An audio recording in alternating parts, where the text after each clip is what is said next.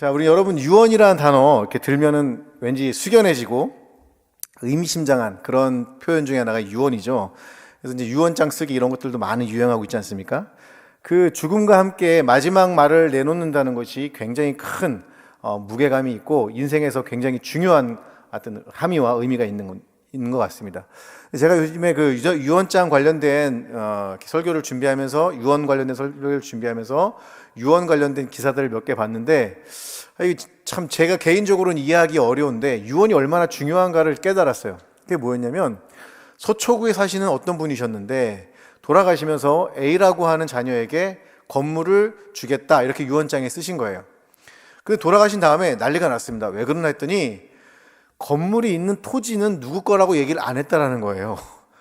저는 사실 개인적으로는 이해가 가지 않는데 그 문제 때문에 법정에 가서 굉장히 큰 공방이 벌어졌던 거는 봤습니다. 결과는 어떻게 된지는 모르겠습니다만 유언장이라고 하는 것이 이렇게 많은 어려움이 있구나, 유언장에 대한 효과가 이만큼 큰 거구나, 이런 생각이 들었습니다. 여러분, 우리가 영어로 성경을 이렇게도 표현합니다. Old Testament, New Testament. 이 테스타멘트가 뭐예요? 언약이란 뜻도 있지만 유언이란 뜻도 있습니다. 그래서 성경은 기본적으로 유언장입니다. 예수 그리스도의 유언장이고 하나님의 유언장이고 그 유언장은 약속이기도 합니다. 성경에 보면 많은 유언들이 있죠. 우리 아브라함도 유언을 하고, 특히 여러분 잘 아시는 야곱의 축복이라고 알려져 있지만 사실은 야곱의 유언과도 같죠. 그래서 너는 담장 너머로 뻗으면서 축복해 주는데 사실은 야곱의 유언과도 같습니다. 요셉도 유언을 하죠. 다윗도 유언을 합니다. 성경에는 수많은 유언이 있고 예수님도 많은 유언을 남기시고 돌아가셨습니다. 유명한 유언 중에 하나가 바로 오늘 여러분과 제가 읽은 이 본문, 바로 여호수아의 고별 설교입니다. 학자들은 여호수아의 고별 설교라고도 표현하지만 예배의 부분이 아니기 때문에 고별 연설이라고 불러도 제가 보기엔 무방한 것 같습니다. 23장과 24장에 걸쳐서 두 번의 고별 설교 혹은 고별 연설을 하는데, 처음 23장에는 리더들을 향해서 마지막 이야기를 합니다. 그리고 24장에는 백성들을 향해서 유언을 합니다. 이제 이 상황은 정복전쟁이 끝나고 정착을 하면서 새로운 땅 분배도 다 끝나고 새로운 가나안이라고 하는 새로운 문화와 새로운 시대와 접합을 하면서 살아가야 될 그들에게 남기는 가장 중요한 예언입니다. 가장 중요한 유언이었습니다. 저는 2022년도 이제 코로나가 다음 주나 다다음 주면 정점을 찍는다고 하죠. 그리고서는 완만하게 내려갈 것 같습니다. 그러면 우리는 여름쯤 되면은 코로나로부터 상당한 자유를 얻고 살아갈 것 같습니다. 제 생각에는 4월쯤 되면 굉장히 기쁨을 만끽할 수 있을 것 같은데, 그러면 우리는 이 시대, 새롭게 만나는 이 시대, 새로운 가나안에 정착해서 들어가서 살아가는, 이제 생활이 새롭게 변하는 이 시대, 과연 이 여호수아가 우리에게 오늘날 주는 교훈은 무엇일까를 오늘 이 고별 설교를 통해서 여러분과 함께 잠시 은혜를 나누도록 하겠습니다. 먼저 여호수아가 나이가 들자 리더들을 모아서 권면을 합니다. 23장 2절에 보니까 여호수아가 장로들과 수령들과 재판장들과 관리들을 부릅니다. 백성의 가장 백성을 가장 지금 위에서 다스리고 계시는 분들을 모읍니다. 리더들이죠. 저도 사실 리더십을 연구했기 때문에 되게 이 장면을 보면서 굉장히 기대했습니다. 여호수아는 뭘 했을까? 여호수아는 도대체 이 리더들을 통해서 당신들이 가져야 될 리더십은 뭡니다. 어떤 얘기를 했을까? 어떤 리더십을 얘기할까? 이러고 싹 찾아봤는데 여호수아가 리더들에게 했던 아주 중요한 연설의 내용은 바로 이와 같습니다. 여호수아서 23장 11절의 말씀입니다. 우리 다 같이 함께 읽어볼까요? 시작! 그러므로 스스로 조심하여 너희의 하나님 야훼를 사랑하라. 저는 위대한 마지막의 연설이 여러분 이 세상을 향해서 이렇게 살아가십시오 하고 멋있는 얘기를 할 줄 알았는데 우리가 너무나 잘 아는 하나님을 사랑하라 이렇게 연설을 합니다. 조심하다라고 하는 표현은 집중하고 관심을 갖다라고 하는 표현입니다. 그러니까 우리가 하나님을 사랑한다라고 하는 표현은 어떤 거예요? 하나님께 관심을 갖고 집중하는 거예요. 그분에게 집중하는 거예요. 그리고 그분에게 사랑함으로 나아가는 겁니다. 마지막 말이 하나님에게 집중하고 관심을 갖고 사랑하라고 하는 말은 굉장히 중요합니다. 왜냐하면 이제 가나안 땅에 들어가서 살아가는 그 시간 동안에는 볼 게 너무 많거든요. 거기는 화려한 것들이 너무 많거든요. 지금까지 광야에서 40년 동안 살던 이스라엘 백성들이 보지 못하고 듣지 못했던 좋은 것들이 너무 많거든요. 거기에는 풍요와 부가 있고 거기에는 사람들을 즐겁게 할 포도주가 넘쳐나는 곳이었거든요. 광야에서 무슨 포도주를 마셨겠습니까? 그런데 포도주 마시고 좋은 고기, 소고기 먹고 얼마나 좋습니까, 여러분? 여호수아가 얘기합니다. 너희들을 즐겁게 할 수많은 것들이 있겠지. 그런데 오늘 리더들 기억해야 될 게 있어. 그게 뭐라고요? 하나님. 너희들이 스스로 관심 갖고 집중해서 하나님을 사랑해야만 해. 이런 이야기를 했다는 것입니다. 저는 이 이야기야말로 오늘 이 본질을 위한 아주 중요한 이야기라고 생각을 합니다. 그럼 우리는 어떻게 하나님을 사랑할 수 있을까? 여호수아는 그의 연설 속에서 또한 이런 얘기를 합니다. 23장 8절에 보니까 이런 이야기를 하죠. 한번 읽어볼까요? 시작. 오직 너희의 하나님 야훼께 가까이 하기를 오늘까지 행한 것 같이 하라. 여러분, 하나님 앞에 어떻게 하는 것이 하나님을 사랑하는 거예요? 가까이 하는 거래요. 가까이 하기엔 너무 멀어요, 하나님. 이러면서 멀리 가는 게 아니라 하나님 너무 가까이 가고 싶어요 라고 하는 거죠. 그래서 우리 큐티 이름이 뭔지 아시죠? 뭐죠? 따라합니다. 더 가까이. 시작. 가까이 하기엔 너무 먼 그게 아니라 더 가까이 가는 거예요. 그 안에는 그런 의미가 담겨져 있는 거죠. 우리가 하나님을 사랑한다는 건 더 가까워지는 것이고 부부가 서로 사랑한다는 건 더 가까워지는 것입니다. 그래서 전 여러분에게 부탁을 드리고 싶은 것이 여러분 큐티가 길지 않잖아요. 물론 이제 약간 길이가 왔다 갔다 할 때도 있고 저도 흥분하면 좀 막 이렇게 나갈 때가 있지만 여러분 큐티를 잘 들어주시고 체크해 주시고 여러분들에게 전파해 주시기 바랍니다. 저는 이것이 매우 중요한 일이라고 생각을 합니다. 왜냐하면 우리는 하나님께 더 가까이 갈 때, 하나님께 더 나아갈 때 그분을 사랑할 수 있기 때문에 그렇습니다. 그럴 때 가나안의 문화가 있음에도 불구하고 그 가나안의 문화에 종이 되는 것이 아니라 그 가나안의 문화를 변혁시켜가면서 가나안의 문화를 혁신시켜가면서 살아갈 수 있기 때문입니다. 그리고 우리가 이 리더들에 대한 이야기는 너무나 중요한 이야기라 이 리더들이 그러면 어떻게 우리가 하나님께 더 가까이 갈 수 있을까요? 그럼 리더들에게 우리는 어떻게 얘기를 해야 되겠습니까? 하나님께 더 가까이 가려면 어떻게 해야 되겠습니까? 여호수아서 23장 6절은 우리에게 이렇게 중요한 이야기를 해주고 있습니다. 한번 읽어볼까요? 시작. 그러므로 너희는 크게 힘써 모세의 율법책에 기록된 것을 다 지켜 행하라. 그것을 떠나 우로나 좌로나 치우치지 말라. 여러분 어디서 많이 듣던 얘기 아닙니까? 우리가 여호수아서 처음 시작할 때 여호수아가 가나안 전쟁을 시작하기 전에 했던 이야기들입니다. 그의 원칙은 변함이 없습니다. 상황이 어떠하든 그 원칙이 변함이 없었습니다. 하나님을 사랑하기 위해서 우린 가까이 가야 되는데 그러기 위해서는 하나님의 말씀을 지켜 행하려는 노력이 필요하다는 것입니다. 좌우로 치우치지 아니하고 하나님을 향한 그 뜨거운 마음들이 필요하다는 것입니다. 이 여호수아는 리더들에게 이 이야기를 가장 먼저 하는 거예요. 왜 그러냐면 리더들이 중요하기 때문에 그렇습니다. 제가 조엘 코미스키라고 하는 유명한 그 소그룹 전문가가 있습니다. 그분이 예전에 소그룹이 희망이다라는 책을 쓴 적이 있었어요. 거기서 무슨 얘기를 하냐면 이렇게 얘기를 했습니다. 좋은 공동체 속에는 반드시 좋은 리더가 존재한다. 교회가 부흥하고 잘 되려면 리더들이 잘 돼야 된다는 거죠. 모두가 리더가 될 수는 없지만 예수님은 다수에 집중하는 것이 아니라 소수에 집중했고 즉 좋은 리더를 먼저 세우는 것이 제자화의 시작이다 이렇게 얘기했어요. 우리는 뭐 제자 훈련하면 막 엄청나게 교제가 필요하고 막 그런 거라고 생각하지만 그게 아니라 하나님이 사랑하는 공동체에 리더를 세우는 작업들이 바로 제자 훈련이고 그것이 바로 제자들을 온전 예수 그리스도의 제자들을 키워내는 훈련이라는 것이죠. 저는 근데 그 가장 중요한 것이 뭐냐면 성도들로 하여금 리더들로 하여금 하나님의 말씀 위에 서게 하는 것. 그렇게 하나님께 더욱더 가까워질 때 이 리더들은 하나님을 사랑할 수 있고 그것이 바로 새로운 문화, 새로운 시대를 접하는 우리 모두에게 주는 여호수아의 메시지라는 것입니다. 우리는 2022년도뿐만 아니라 삶을 살면서 매우 분주하죠.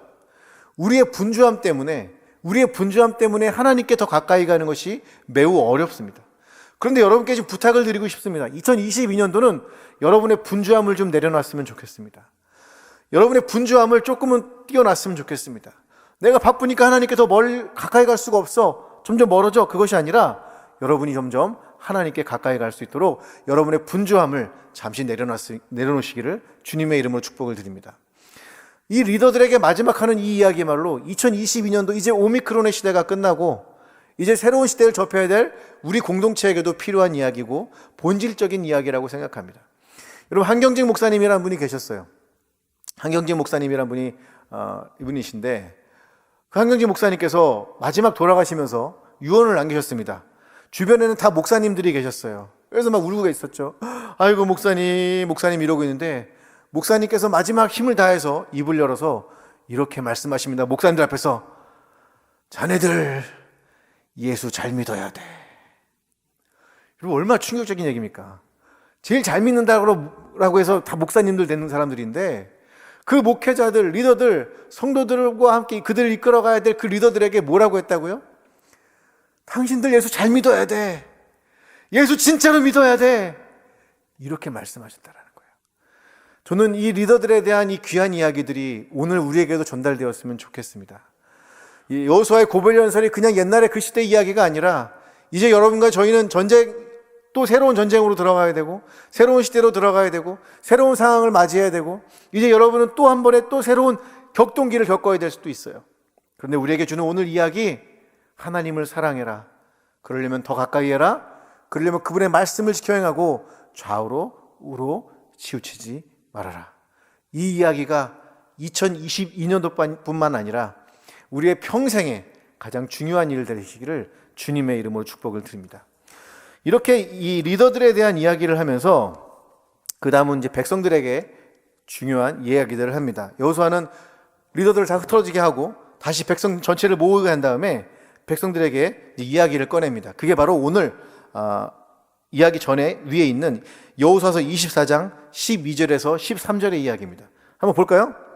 여호수아서 24장 12절에서 13절 말씀 나같이 함께 읽겠습니다. 시작. 내가 왕벌을 너희 앞에 보내어 그 아모리 족속의 두 왕을 너희 앞에서 쫓아내게 하였나니 너희의 칼이나 너희의 활로서 이같이 한 것이 아니며 내가 또 너희가 수고하지 아니한 땅과 너희가 건설하지 아니한 성읍들을 너희에게 주었더니 너희가 그 가운데에 거주하며 너희는 또 너희가 심지 아니한 포도원과 감람원의 열매를 먹는다 하셨느니라.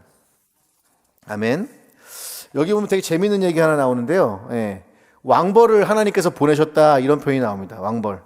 그리고 왕벌을 아모리 족속의 두 왕에게 보냈다고 그러는데, 왕벌이라고 표현된 이 치르아라고 하는 단어가 있습니다. 치르아라고 하는 단어인데 말벌을 의미합니다. 큰 말벌을 의미하죠. 혹시 여러분 벌에 쏘여보셨는지 모르겠지만 저는 조그만 벌에는 쏘여봤는데 이렇게 큰 벌에 쏘여보진 않았습니다. 그런데 하나님은 왜 대적들을 만날 때 왕벌을 보내셨을까요? 중요한 의미가 있습니다. 왜 그러냐면 치르아라고 표현된 이 벌 말고 차라아트라고 하는 단어가 있어요. 그게 뭐냐면 치르아와 차라아트는 어원이 같아요. 그런데 차라아트는 나병 환자를 가리켜요. 여러분, 나병 환자 얼굴을 보신 적이 있습니까? 퉁퉁 부어가지고 눈이 잘 보이지 않을 정도로 아주 가늘게 뜨여집니다.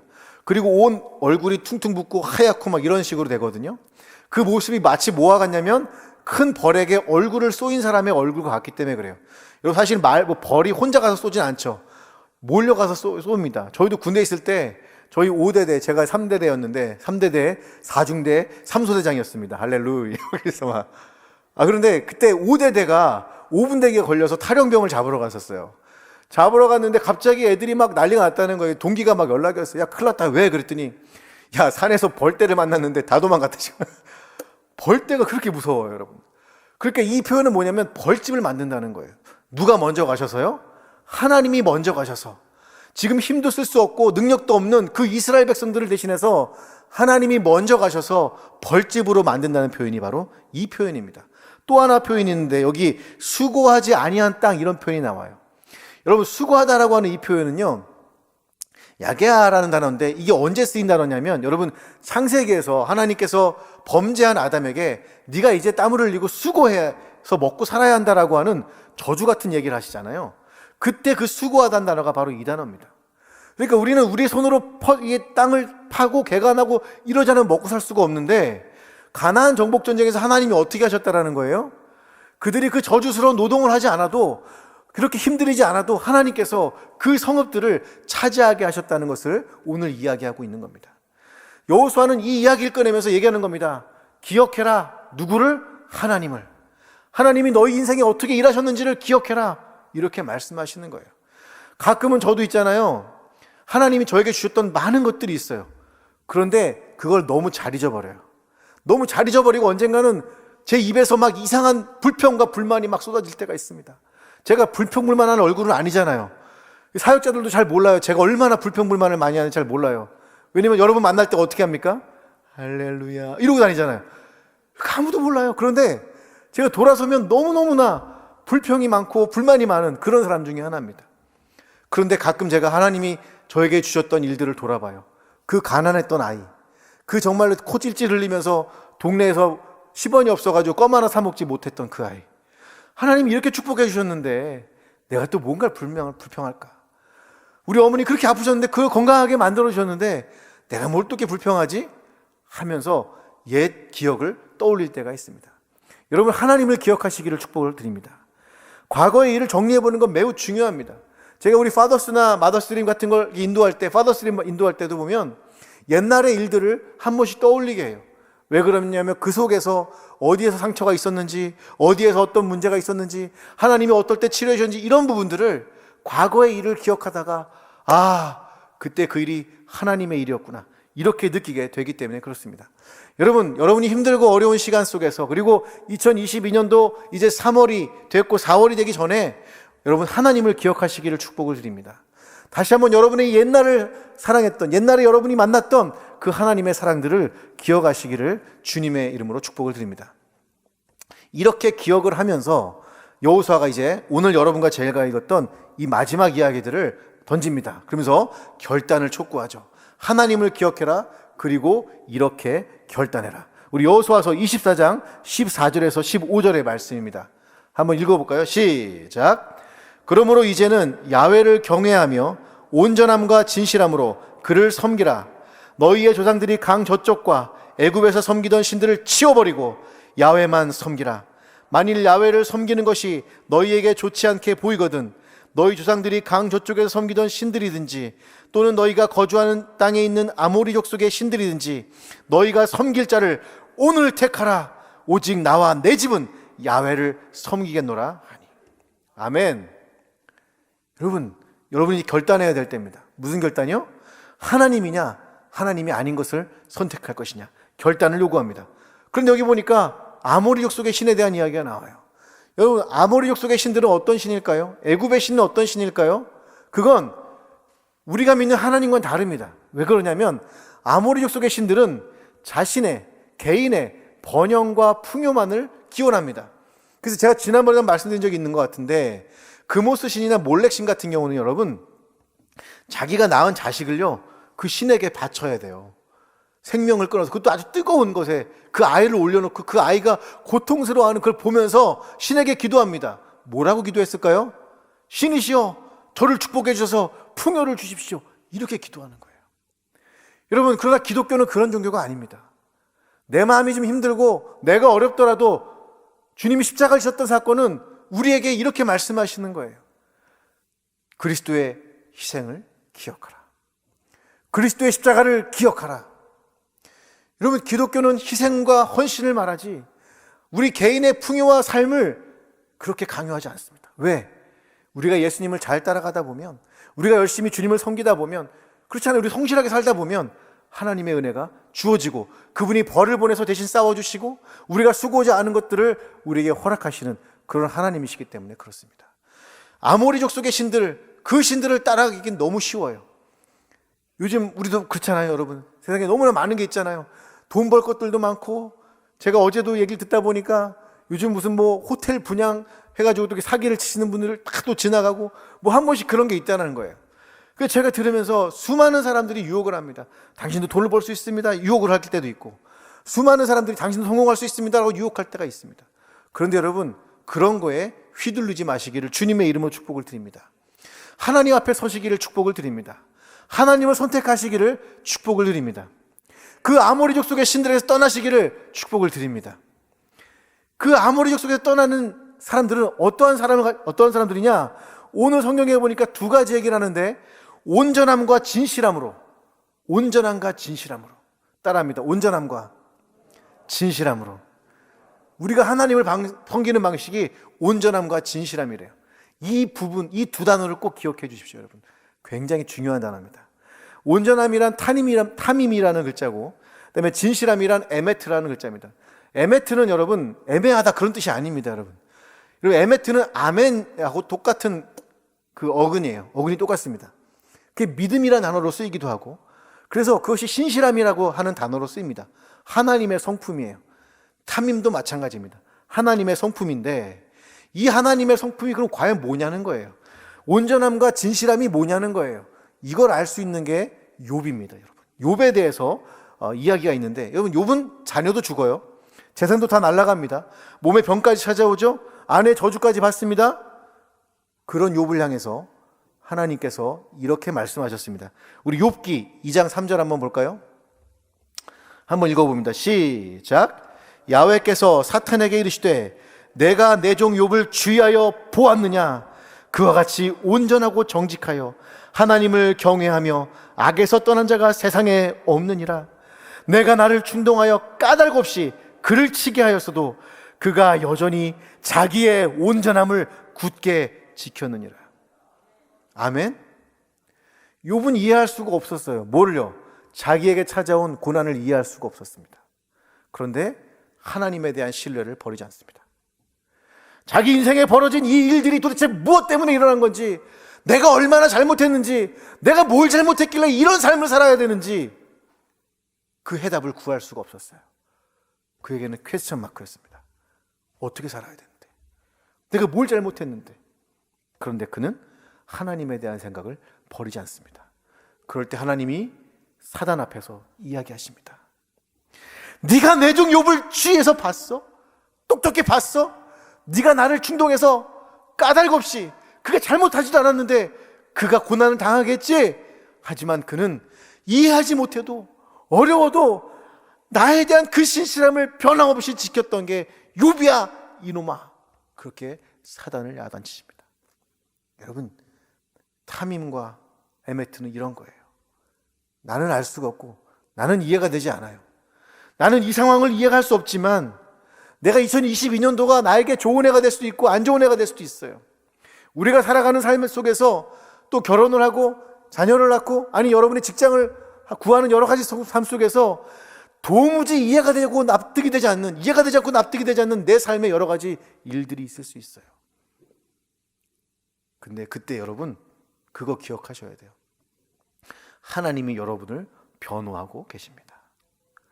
하나님이 여러분을 세상을 향해, 사단을 향해 변호하고 여러분과 함께 하신다는 사실을 잊지 마시기를 축복을 드립니다. 오늘 여호수아는 이 어려운 시대를 살아가야 될 여러분에게 온전함을 지키라고, 그것이 야훼를 선택하는 것이라고 말하고 있습니다. 모든 백성에게 말하고 있습니다. 하나님을 사랑하고 그분께 가까이 갈 것이며, 그리고 우리의 온전함과 진실함으로 하나님을 섬기기를 주님이 원하고 계십니다. 오늘 우리는 성찬을 통해서 그리스도의 피와 살을 먹습니다. 우리가 오늘 세상을 선택할 것인지 아니면 그리스도 예수의 길을 따라가는 그 삶을 선택할 것인지를 여러분 인생 가운데서 진지하게 고민하면서 선택하시기를 주님의 이름으로 축복을 드리겠습니다.